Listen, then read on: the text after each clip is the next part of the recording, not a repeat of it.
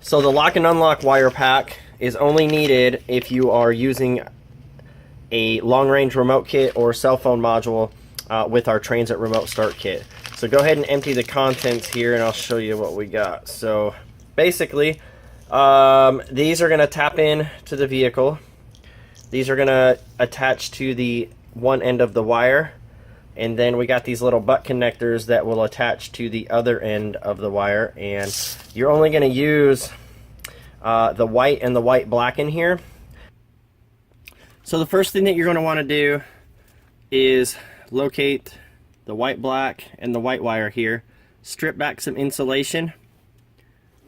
And then crimp on our little butt connectors here. Once you have them crimped on, do the same thing on the remote start side. So match up white to white, white black to white black. Once you have them connected, I just went ahead and cut the harness down. So take the other end, do the same thing. Strip back about an inch of wire, twist it, fold it in half, take the red spade, crimp it on if you're using these. If not, just solder, prep them to solder in the vehicle.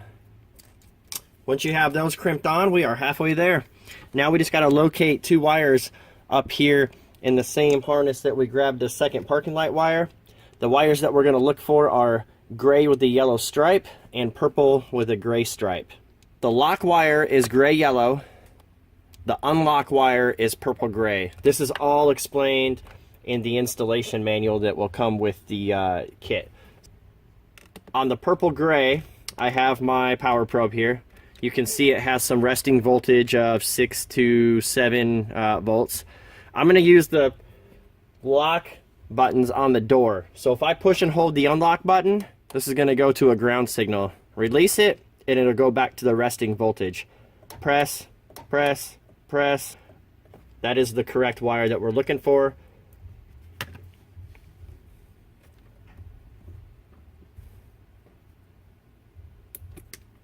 Before you guys test for the lock wire, go ahead and unplug this green connector right here.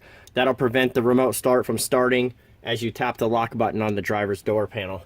So the lock wire is a gray with a yellow stripe. You can see this one is resting at the same voltage. If I push the lock button on the door, you'll see that green light light up. Lock, lock, lock. So that's our correct wire.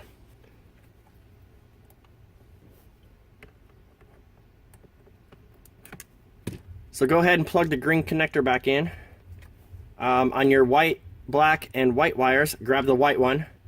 This one is going to go to the purple with the gray stripe. The white with the black stripe is going to attach to the gray yellow. And the locks are complete. The lock wires, you can see the purple gray and the gray yellow are both tiny gauge wires right here. You guys need to test these beforehand.